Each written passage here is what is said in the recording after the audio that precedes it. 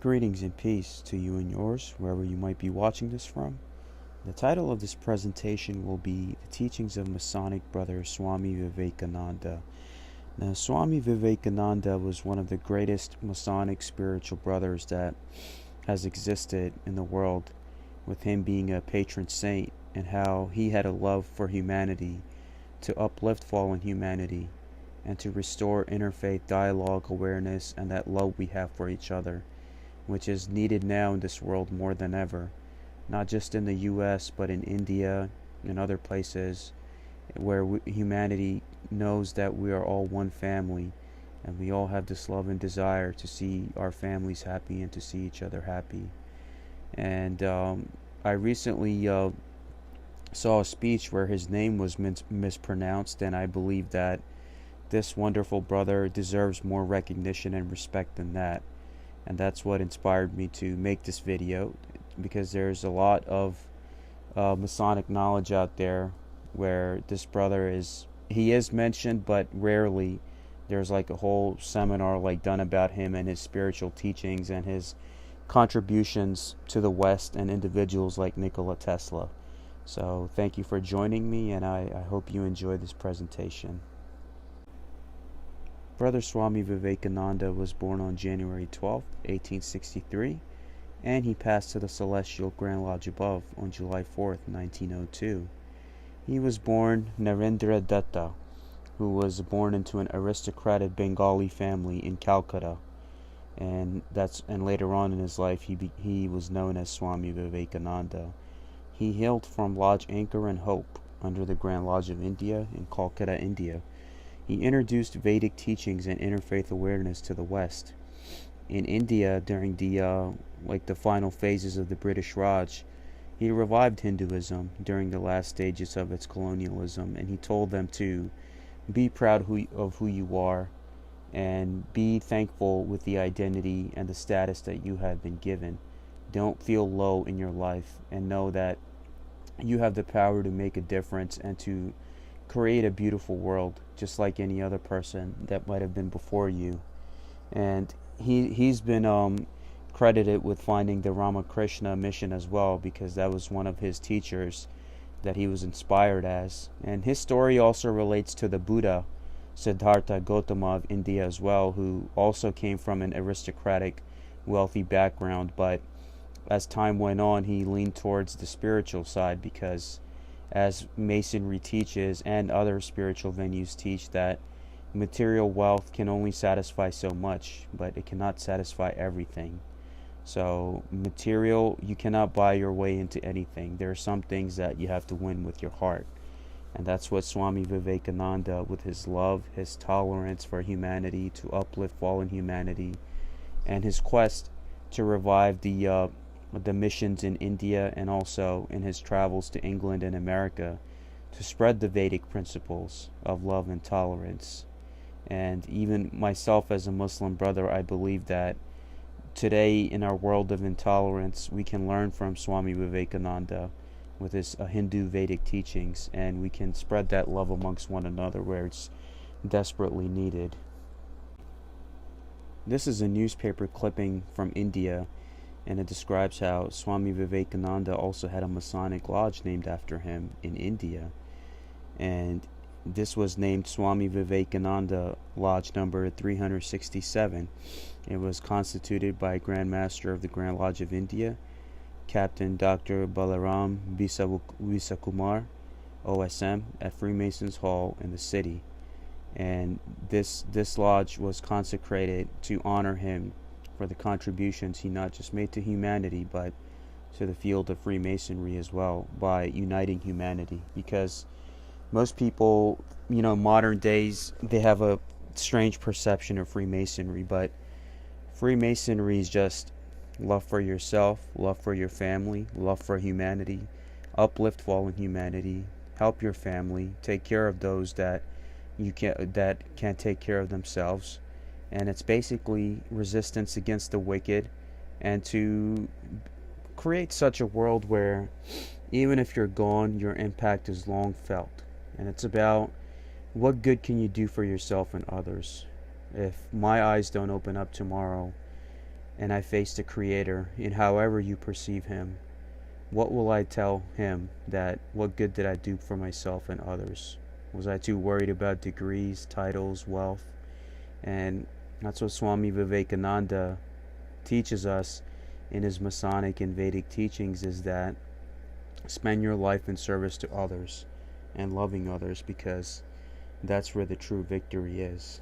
And I believe whoever is a member of his lodge in India that's under his name, it is a true honor and privilege, as they have big shoes to fill, to carry on the memory of such a wonderful brother who teaches us that we cannot let any agendas out there in today's world, especially in our modern world where we think that we're advanced and we have technology, we can reach people anywhere in the world, but we're still spiritually very backwards. Everyone's still material minded and just thinking of their own and not thinking of helping others. We fall into those traps of pride and thinking about, oh, let's just worry about increasing numbers, or I'm just going to worry about me or not worry about him.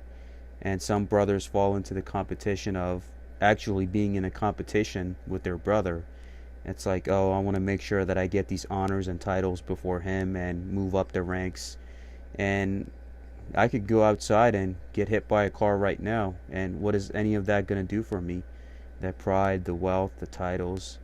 And that's what Brother Narendra Datta, also known as Swami Vivekananda, espoused in his teachings. And I tell the world that please listen to him and espouse his values in your daily lives, so we can keep his memory and mission alive. Swami Vivekananda teaches us that the divine love and power of the universe and Creator can be found in each and every one of us, and no one is above one another or beneath one another. We're all equal under that cosmic energy of the Creator, and all of these facts can be verified as if you look into the Vedic principles and the principles of the Bhagavad Gita and the book of Luke in the Holy Bible, where it says kingdom of heaven is within. Also in the Holy Quran, Surah 50, where it says God is closer to us than our jugular vein. And each one of us has that love and quality within us. We have all these dogmas and all these different things that divide us as mankind, where we're ready to condemn one another to hell. And every race has their own church, and everyone wants to interpret things to their own liking, and no one wants to make the effort to sit down and get to know their fellow man, not knowing that he or she might have the same struggles and heartbreaks, love for humanity, love for their family, wishes for their family, just like you do. But we have agents of chaos that even have infiltrated religion, and they come in and they try to divide people rather than unite them. So Swami Vivekananda teaches us that we're all loved, we all have that love within us, and we're all equal and we're all beautiful, no matter who you are and what you believe. No one is condemned to anything just because you don't believe what I believe. Those are concepts of fear and control. And that's what got him invited to the 1893 Conference of World Religions in Chicago in the United States of America, where he was seen as the messenger of the Indian Vedic systems and traditions to the West. And he was met with a round of applause when he got up and he addressed everyone as his sisters and brothers. Now, that's the reality. You know, we all come from that one chain, and we're all brothers and sisters. We're all one human family.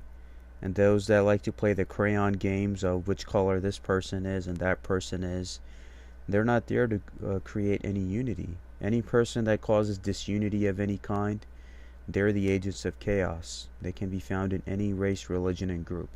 And Swami Vivekananda is teaching us to be mindful and to tell us that you don't need anybody to validate the divinity in you. It's all within you. Love one another, do good for one another, and that's the best advice you can get for life. Now, also, when he was at the conference, he also met Nikola Tesla. Now, this is not often mentioned, even if you look into Nikola Tesla's stories about how him and Swami Vivekananda encounter each other. Now, when they met, they immediately hit it off. They had mutual interest. They had that mutual energy and comfort amongst one another as brothers. So they discussed like prana, akasha, kalpas, the basic concepts of the Vedic doctrine, which also can be translated into energy. As you look at all the spiritual sounds of the universe, everything comes back to the Om. Or, in Percival, what he describes in Thinking in Destiny is the universal concept of the I Om. So I Om. Those are the synchronicity sounds of the universe. And prana, which is basically, I guess some people call it breathing, can be translated into units of energy, or prana can be described in other ways as well, to harness that concept that Tesla was trying to figure out about the 369. Tesla assured him that he was mathematically capable of, I guess, translating this force into his foundations and into his scientific works. And also there's a quote from Tesla, which he describes his interactions, or he's basically echoing the words of a yogi without mentioning Vivekananda's name. So he says, like, if you want to find the secrets of the universe, think in terms of energy, frequency, and vibration, such as the Vedic traditions of prana, akasha, and kalpas, which Nikola Tesla, I guess him sitting down with Swami Vivekananda, he inspired that within him, and Tesla was able to make a difference in the world by being inspired by Vedic traditions, and Swami was inspired from him as he continued on with his work to spread that energy amongst humanity, such as what he did with his missionary work and with his Ramakrishna Foundation in India, and all the difference that he was trying to make in the world. And even all of this is validated by Percival if you read his book Thinking in Destiny, which is hailed by many Masons on the spiritual path as a must-read book.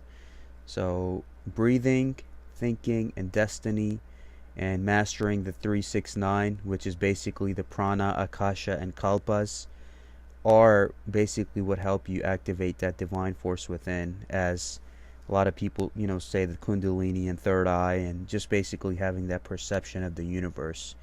So I found their interactions and Swami's travels to the United States very interesting, that him as a traveler and as a Mason, he never had a moment of rest to try to make a difference in the world in his short life. I would like to go over some of my favorite quotes now of Swami Vivekananda that I really like. And the first one being is, if I love myself despite my infinite faults, how can I hate anyone at the glimpse of a few faults? And he's right, because in this path of self-improvement and uplifting the fallen state of mankind, we encounter those, no matter what path you follow, that like to point fingers at you, but not realizing that there's 10 pointing right back at them. And make the effort to know that you have to have the courage to look yourself in the mirror, and you have to put your pride to the side. Put your pride and ego to the side. And while everyone's in a race for titles, glory, and appearance, not realizing that if you really love yourself, and no one is perfect in this world, everyone's in a state of imperfection, how can you hate anyone else? If you regard everyone as your brothers and sisters, put yourself in their shoes as well. Because that's the problem in the Western world right now, is once they cut somebody off, in their eyes they get labeled as a criminal and they want nothing to do with them again. This world is a guest house, and chapters and stories change. Who knows, their presence might be required elsewhere now. You gotta wish everyone well, and look at things from your perspective and put yourself in their shoes. So that's why I liked this quote of Swami. This quote says, "You have to grow from the inside out. None can teach you, none can make you spiritual. There is no other teacher but your own soul," which also validates his teachings, that you have to walk your own path. You have to do what is right for you. You have to make that decision. No one can tell you how to live your life but you. It's your thinking, it's your destiny, and it's your perception of how you see the world and how you see yourself and your way in it. And it's just like anybody can give you as much advice as they want, but if you're not willing to walk that path, then all of that is basically useless. You must be willing to help yourself, just how a lot of the religious scriptures say that God doesn't help you unless you help yourself. That's what Vivekananda is teaching us, is that don't put your faults in others. Think about what you want to do and what makes you happy, and that's the path that you should choose to walk. And by being happy with your own soul and with your own divinity, with the concept of I am. This is one of my favorite ones, which goes, "The moment I have realized God sitting in the temple of every human body, the moment I stand in reverence before every human being and see God in him, that moment I am free from bondage. Everything that binds vanishes, and then I am free." Now, this quote is teaching us that we live in a world where man is taught to fear one another, right? Where we go outside and everyone's afraid to look at one another. People are ready to start fights quickly. Everyone's worried about how can I get everything on myself and not worry about others. How brothers are in competition with others for degrees and titles and other things over material gain. And what Swami is teaching us is the Vedic principles that God is within each and every one of us. We're all a reflection and a conduit of his love, and we're walking each other home. And all religious scriptures, as I've mentioned before with the book of Luke and Surah 50, all teach you that that love and God is within. So when you're walking down the street, how can your heart have any hate for your fellow man, knowing that the same love and divinity that's in you, that's for them too, no matter what race, religion, or socioeconomic status that they hail from. That, in the West, a lot of those things determine if a person is successful or not. So how can we have that kind of perception, or how can you even comprehend having any kind of negative thoughts or evil intentions towards anybody once you do come to that realization? And that's what Swami is teaching us, to be a true free man, not just by name, not just by title, to be an actual true man, to be considered one in this life and the next. You have to break free from that bondage and be in a state of true freedom as you show love to your fellow man, not knowing when this dream ride will come to an end and there comes time for you to be held accountable for your actions. So Swami Vivekananda is giving us life-saving advice even to this day in the 2020s. Swami Vivekananda also teaches us that always speak the truth, no matter what the consequences are. Comfort is no test of truth. Truth is often far from being comfortable, as we see that those in positions of power, they find it easier to look the other way, or they always like to say, hey, just ignore the problem, ignore the problem. No, you're not ignoring anything, and the unseen forces have witnessed your action and inaction, and there's a spiritual price to pay for everything. So Swami is teaching us that most people, they'll sell everybody out just for the purpose of making sure that they don't lose their material status or wealth for this lifetime. He's teaching us to always be truthful no matter what, even if it's hard to accept by others. Because in a state of self-improvement, those who point out your flaws and those who actually tell you like it is, they're your true friends. The ones that pay you lip service, those are the ones that you have to watch out for. Just how many Islamic leaders also teach us that same truth, is that your real friend is the one who speaks truth to you. He's your real friend and your brother, not the one who finds it convenient to look the other way or to just give you praises so he can get out what he wants from you. So this is another quote that needs to be preached and practiced. Swami Vivekananda also teaches us is that don't wish for an easy life, ask for a difficult one, which in my faith is also espoused by Umar bin Khattab, one of the companions of the Prophet, peace be upon him. And this quote goes, in a day when you don't come across any problems, you can be sure that you are traveling on the wrong path. And he teaches us that when you're on that path of love, light, and uplifting humanity, there will be the agents of chaos that come in events, shapes, peoples, and all the different types of energy that will try to hinder you on your path. But he's basically telling you, don't be a coward and don't give up, and always never be afraid to speak your mind and stand up for what's right. Because if you wish for an easy life, then what was the purpose of you being sent here if you were not willing to lift some of the burden for humanity? He's teaching us that always wish for that life that strengthens you. And we hear all these stories about people, how they got to where they were, and they couldn't have gotten to where they were if they didn't have to endure some difficulty in their past. So it can't be a good time all the time. That's that order out of chaos and yin and yang phase that we exist in. There's good days and then there's bad days, but in those moments you don't forget, okay, this is who I am, this is what I stand for, and this is my mission. And as long as you stay strengthened on that, and whatever somebody tells you negative, you listen one ear and out the other, then no one can shake your foundation, no matter how rough your path is that you're traveling on. And that's what he's teaching us, is that, to keep on keeping on. Swami Vivekananda also teaches us is that you are capable of anything and everything. Never say no, never say I cannot, for you are infinite. All the power is within you. You can do anything. As there are other elements that will like to see people not get to certain positions of power, or there will be some forms of discouragement or chaos that takes place. But again, that same power of divine love and access to the divine that's within you, that's within others as well.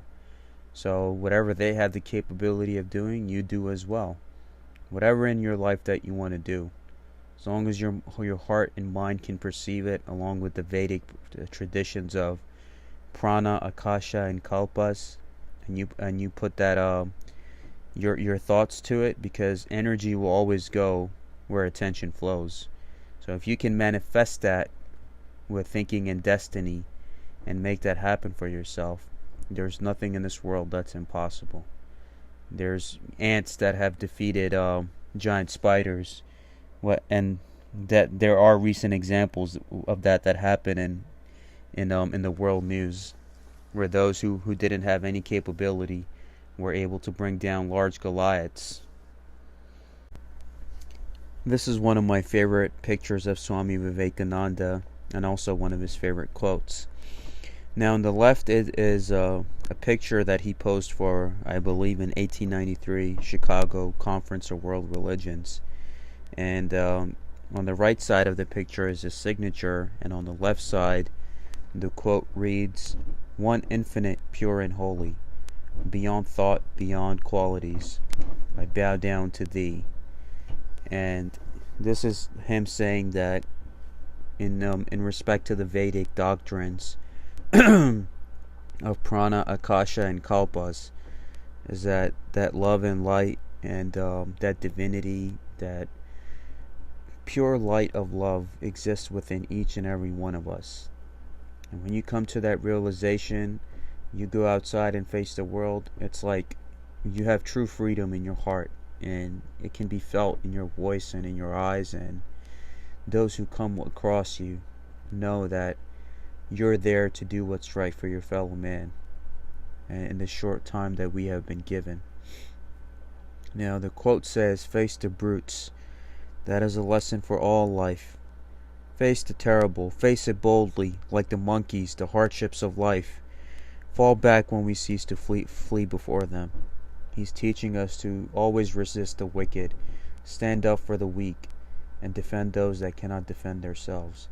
And even stand up against those who hide behind philosophical and religious and spiritual organizations, and they don't do anything for their fellow man but only serve their own interest. And we must be willing to call out their behaviors and tell them that you gotta practice what you preach.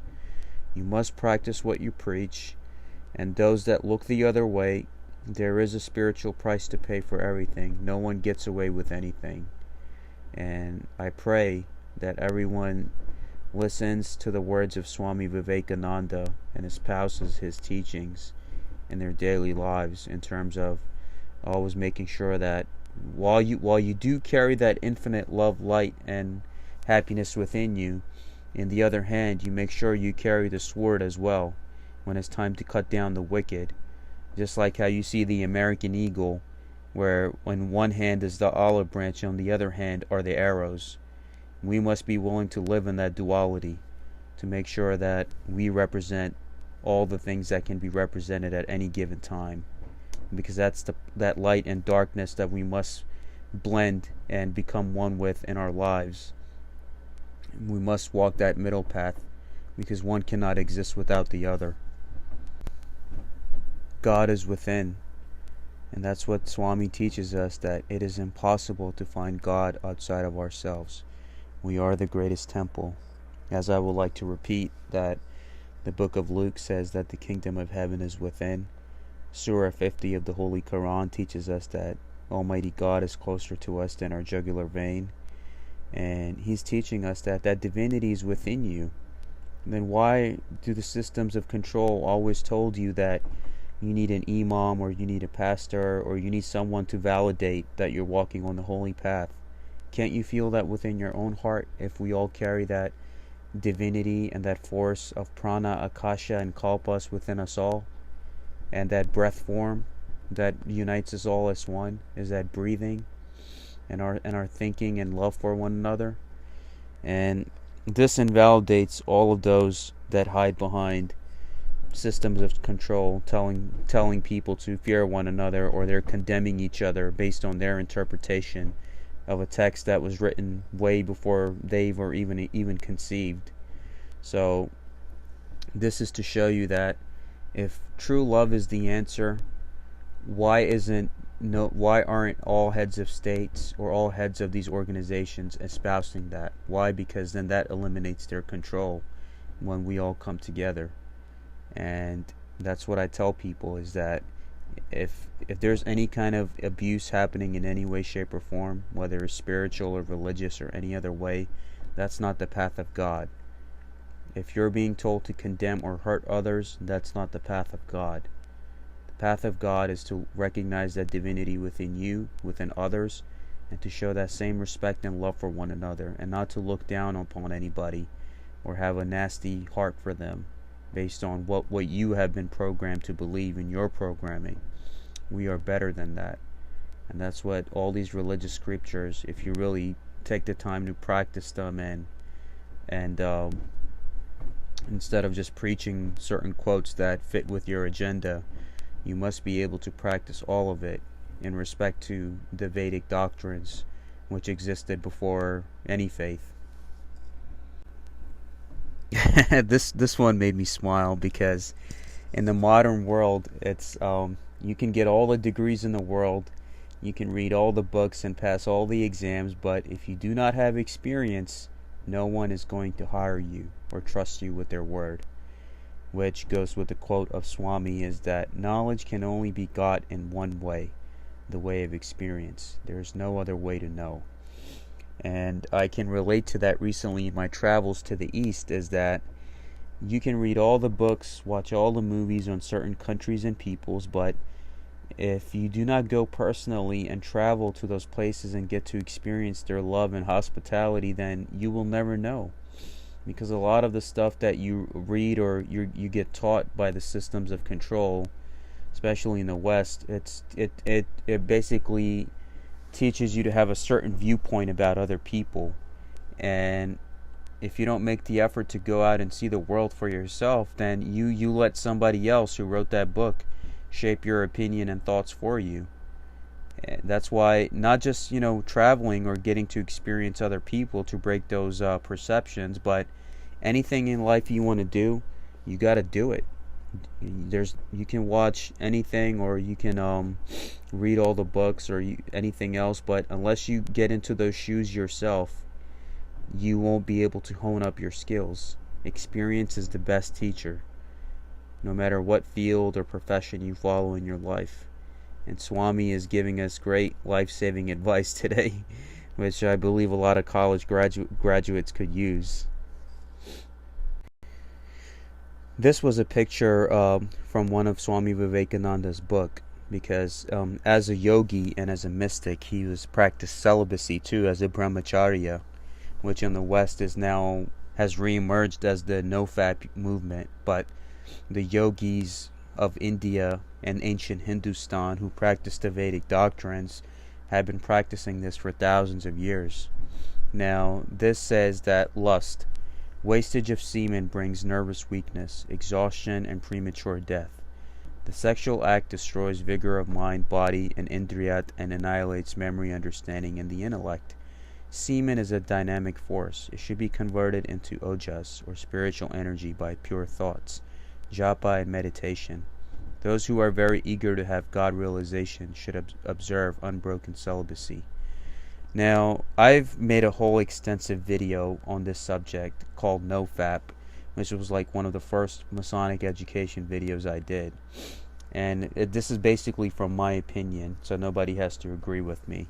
So this basically states that when we are taught to circumscribe our desires and live within due bounds, there's a reason why we have that apron and that covers that root chakra of our area, of our temple, because our temple is an expression of the divine, and your rough ashlar is what you sculpt it to be.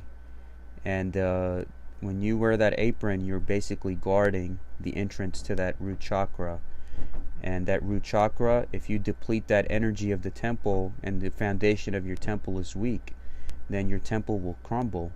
But if you do preserve that energy, there is a sacred oil that gets produced in the root chakra, which then goes up to 33 vertebrae up your spine and into your crown.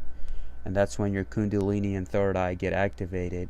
And that's when your senses are more stronger and your energy is much more pure and holier, that you get to perceive the world in a way that you never imagined before. And that's why you see that those that are in sports are encouraged not to waste their semen or have sex. Or there are priests or those in high illuminated positions where even when they do have sex, they do not release their semen. So your semen is your life force energy. And unfortunately, with easy access to everything these days, those in power that want to create a weak society, that's what they have created, where we don't look at women the same way that we used to. There are some women who don't look at men the same way they used to, with that pure love and energy. We're all looking about having, perverted sex or perverted thoughts about one another, where that energy of pure love is not there anymore. Swami is teaching us that we should transmute those energies from our root chakra into our crown, into our spine, and use that to strengthen ourselves. As you see, even with the pharaohs, they have that snake that's coming out of their head, on their crowns that they wear. Why? Because that kundalini energy is like a serpent from your bottom up. When it coils up, it's like a serpent. The serpent wisdom extends from your third eye and chakra crown. But that's if you transmute that energy from the bottom of the temple all the way up to the foundation. But if your foundation is weak, then the rest of you will crumble. Now this is the type of knowledge that not many will cover, even in their some esoteric lectures that are out there in the world of Freemasonry. So there's a reason why you wear that apron. It's because you circumscribe your desires and live within due bounds, and you guard the main entrance to your temple.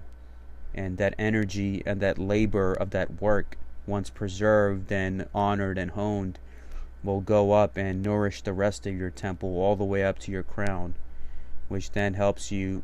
Basically, that crown is your keystone, which helps you rebuild your body and to rebuild your soul, so you can reverse that fallen state which you have been put in, to ascend and become one with the celestial Grand Lodge above.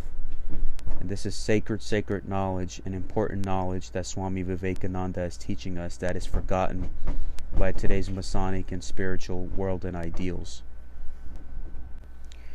Last but not least, one of my favorite quotes from Swami Vivekananda is, "Please everybody without becoming a hypocrite and a coward. Hold on to your own ideal with strength and purity, and whatever obstructions may now be in your way, the world is bound to listen to you in the long run. This was sent to me by a beloved brother in India, Masonic brother, and this relates to my path as well, because me personally, whether it was in the world of Freemasonry or my spiritual path or my life, my family, anywhere where my life has taken me, from a child all the way up now, where almost at the age of 28, I never backed down from anybody who I believed was a hypocrite or a coward, while holding firm on my truth. And if somebody was good to me, they were honoring me, they stood by me, I would give my life for them. But those who I believed had a nefarious agenda, or those who didn't practice what they preached, or those who looked the other way and found it easier to give someone the silent treatment or say things like, oh, just ignore the problem, those are the ones who my spiritual battle is against.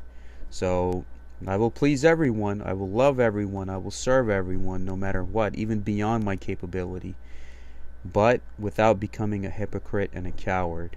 And I will hold on to my ideals, because if those that think that they took everything from me, the law of the universe and karma works in such a way where I personally and others that have walked this path have transcended all the naysayers, where now they were just a stepping stone that you look back and reflect on as you focus on climbing higher on the mountain in your path to rebuild your temple and the rough ashlar to make it perfect, as you in your quest to uplift yourself and to uplift the fallen state of humanity. So always be good to yourself, be good to others, love everyone, but don't be a coward when you see something wrong happening.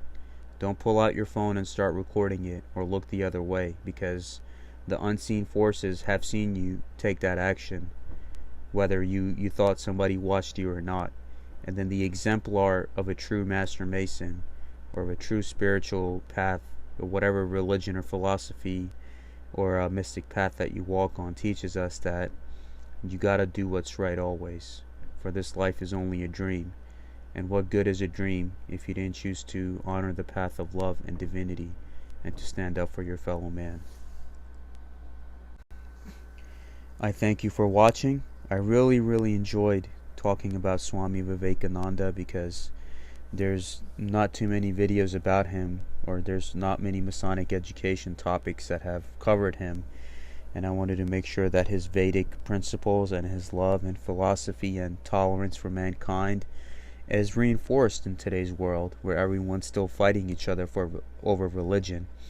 And even I, as a Muslim brother, can honor him as my Hindu brother and learn something from him, and put our egos down and know that there's something I can learn from him and apply that to my life, right? No one has all the answers, even I don't. I'm still learning and I'm still growing. And that's the path that we should choose to follow, is to love one another no matter what. That's the only wealth that you'll have for this life and the next. Now, all the images I used were retrieved from Google, and they're protected under copyright laws of fair use, education purpose. If any questions or comments, please email me at salmonshake911@gmail.com. Life is beautiful. I love all of you very much. And again, Prana, Akasha, and Kalpas, the basic concepts of the Vedic doctrines. And breathe. Don't let the life overwhelm you. Just sit back and breathe, and know that divinity is within you and in others and all around you. Peace and blessings and love to everyone. Thank you.